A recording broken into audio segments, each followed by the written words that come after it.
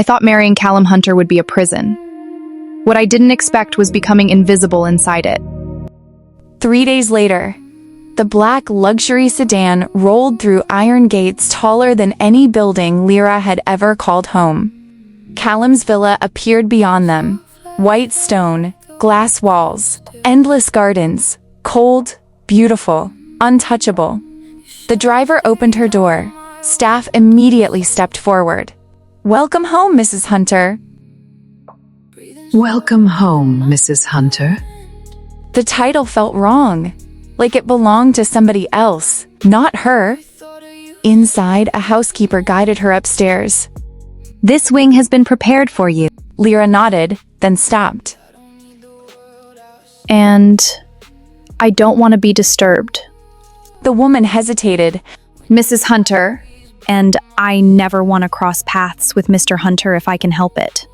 Of course. Silence. The staff exchanged uncomfortable glances.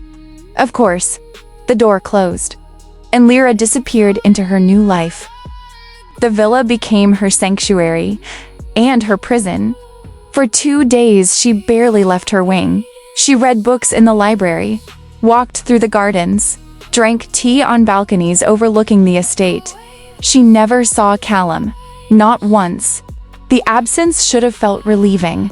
Instead, it felt disappointing, which annoyed her.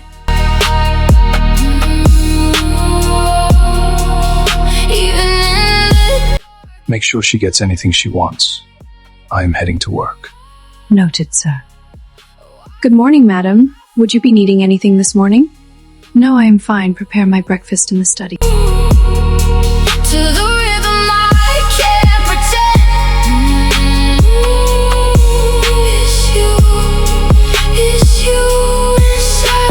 How is my wife?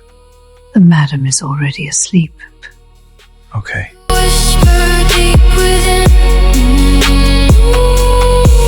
Where's my wife? She is in her study.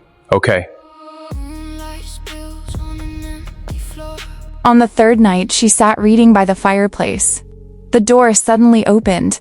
Callum stepped inside, still wearing a dark suit, still looking irritatingly composed. Her eyes narrowed. Oh. Now I exist. His jaw tightened. We're leaving tomorrow. I'm not. A business conference. I don't care. Callum exhaled sharply. Lyra. The room froze. For the first time since they met, he looked genuinely frustrated. No. Damn it, Lyra. Your father's associates are still hiding in the shadows. They aren't happy about the takeover. I can't leave you here alone. The concern surprised her, almost as much as the anger. I'll survive. Then his eyes darkened. Maybe. But I'm not willing to gamble your life on maybe. The next morning, they boarded Callum's private jet. The flight was mostly silent. Hours later, they arrived in Chicago. Their hotel towered above the skyline, 5 stars. Luxury dripping from every polished surface. Lyra looked around unimpressed, then glanced at Callum. We won't be sharing a room. I wouldn't dream of it. For some reason, that annoyed her too. That evening, Callum attended networking events downstairs. Executives, investors, politicians, the usual sharks. Halfway through a conversation, he glanced toward the street outside and froze. Through the tall glass windows, he spotted Lyra, laughing, surrounded by 3 men in leather jackets beside motorcycles. One of them handed her a helmet. The next thing he knew, she was climbing onto the back of a bike. Callum moved before thinking. The hotel doors flew open. What the hell, Lyra? He crossed the pavement in seconds, then grabbed her wrist. Hey, piss off, dude. His voice cracked like thunder. The biker stepped forward. How dare you touch my wife? The temperature dropped. Callum turned, dangerously calm. The biker Wife? suddenly looked less confident. Sorry, man. The words stunned everyone, including Lyra. Callum never looked at him. His eyes remained locked on Lyra. Deal with them. His security moved instantly. Then Callum dragged Lyra back toward the hotel. The suite door slammed shut. Lyra spun around. Have you lost your mind? Callum's restraint finally snapped. Is this what you want? What? Random men staring at you? Touching you? Following you? She laughed bitterly. At least they see me. The words hit harder than any accusation. Silence. Callum stared at her, actually stared, as though seeing something he hadn't noticed before. Loneliness, pain, the reality of the life he'd forced upon her. His anger disappeared, replaced by something worse, guilt. His voice lowered. Good night, Lyra. Then he walked away, leaving her standing there, confused and strangely disappointed. The next morning, the conference hall buzzed with powerful people. Callum moved through the crowd effortlessly. Lyra stood nearby, observing. A beautiful blonde executive approached, confident, elegant, dangerous. Callum. The woman smiled.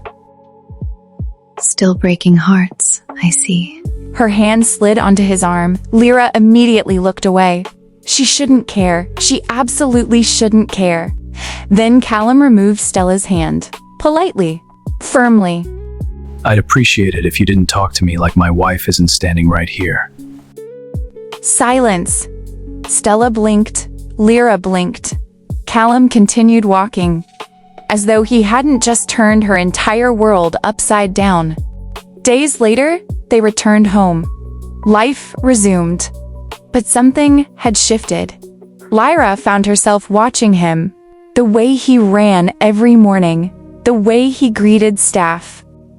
The way he always looked tired when he thought nobody was watching. Then one morning she walked into the garden and stopped. Fresh peony seedlings. Her favorite flowers. A small note sat beside them. I heard they were your favorite. See. For the first time since arriving. Lyra smiled. Weeks later, she decided to try. Just once. The staff received the evening off. She cooked dinner herself. Set the table. Lit candles. Waited. 1 hour. 2. 4. Eventually, she fell asleep at the dining table. The front door opened after midnight. Callum entered, exhausted. He froze. Lyra woke instantly, fury replacing sleep. I really thought you weren't that jerk. I was wrong.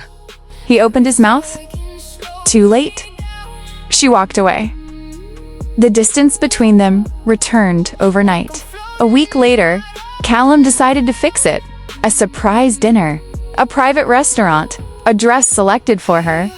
Jewelry waiting. A driver assigned. Everything planned. Everything perfect. Except, Lyra never arrived.